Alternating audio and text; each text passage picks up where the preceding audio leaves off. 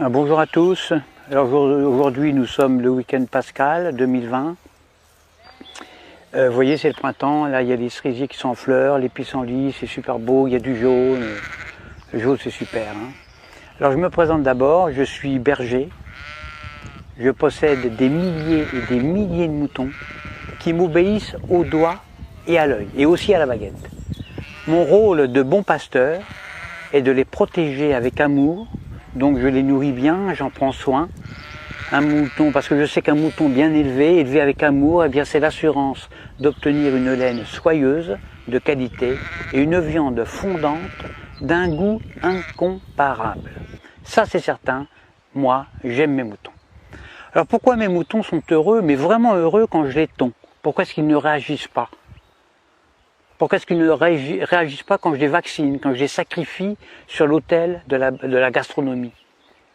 Il y a un mystère, il y a un mystère. Surtout quand on sait que moi, je suis qu'un petit bonhomme fragile, qui ne ferait pas le poids face à un mouton en colère, un seul mouton en colère. Un seul bélier peut me tuer d'un seul coup. Eh bien le secret, le voici. Pour qu'un troupeau de milliers de moutons soit docile, soumis, obéissant, eh bien il suffit de jouer soit sur la peur, soit sur leurs besoins de sécurité. Exemple, quand j'ai besoin de les tondre, ou de les vacciner, ou de les confiner, ou même de les mener à l'abattoir, eh bien je leur crie « Attention, voilà un loup ! Il y a un gros loup !» Donc là, je joue sur la peur. « Courez vite dans la bergerie, allez vite, vite, vite, réfugiez-vous là-bas. » Besoin de sécurité. Et là, dans une psychose collective, où ils se piétinent les uns les autres, ils se carapatent tous dans la bergerie, sans même réfléchir, parce qu'ils sont heureux de se retrouver en sécurité, confinés dans la bergerie, loin des dents du loup. La peur court-circuite la réflexion. Elle fait exploser leurs neurones. Alors déjà, qu'un mouton, il n'y en a pas beaucoup. Alors pendant que leur attention est dirigée vers le loup, eh bien moi, tranquillement, je les tonds, je les vaccine, je leur tatoue le gigot, je puce les rebelles, je castre les chefs, bien sûr, en leur injectant des médicaments, etc., etc. Et quand j'ai fini mon travail, eh bien, je les relâche tout doucement par petits groupes. Alors c'est vrai qu'ils se sont fait tondre, ça ils s'en rendent compte, ils le voient, mais ils sont heureux d'avoir échappé au gros loup. Ils sont tondus, mais encore vivants, donc contents, heureux. Je les fais alors bêler tous en chœur à la tombée de la nuit et je leur demande de m'applaudir à 20 h au moment du journal télévisé qui leur raconte qu'ils ont échappé vraiment à un grand danger.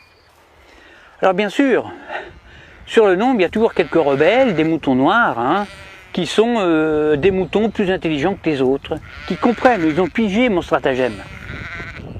Alors ils essayent, ils tentent désespérément d'expliquer à leurs frères moutons, à leurs congénères, que si le loup en croque 2 ou 3 seulement, le berger, lui, est beaucoup plus dangereux, puisqu'ils finiront tous sur une table en méchoui, ou sur la table pascale. Alors il faut les gérer, ces moutons noirs, qui ne veulent pas rentrer dans la bergerie, parce que ce sont des rebelles, ce sont des esprits libres. Alors à ceux-là, soit je leur montre mon bâton, soit je les fais mordre par mon chien. Or le mieux c'est d'égorger un seul mouton noir devant les autres. Alors ça, c'est super efficace. Ça. Pour un seul de sacrifié, j'en terrorise des milliers qui deviennent, mais alors doux comme des agneaux. J'en tue un et j'en soumets des milliers. C'est comme ça qu'on étouffe la moindre velléité de révolte. Alors il y a de nombreux hommes politiques qui viennent me demander de les coacher. Alors que moi je ne suis qu'un simple berger, je suis qu'un pauvre berger. Mais s'ils me le demandent, c'est justement parce qu'on peut utiliser ces méthodes, les méthodes de berger, chez des humains. En effet, la différence entre le comportement des moutons et celui des humains, eh bien c'est que justement il n'y a aucune différence. C'est ça le secret. Le secret est là, il n'est pas ailleurs. Donc, quand on veut faire passer une loi impopulaire, qui ne fait pas plaisir, eh bien on le fait pendant que la population a peur. Par exemple, on parle de crise climatique, de crise de la dette, de crise financière, de tempête, de canicule, de terrorisme, de crise sanitaire, etc., etc. À cause du coronavirus, là on joue avec la peur, eh bien on a réussi à confiner non pas des milliers de moutons, mais des milliards d'humains sur toute la planète, sur toute la Terre. Des humains, confinés comme des animaux. Des humains déshumanisés.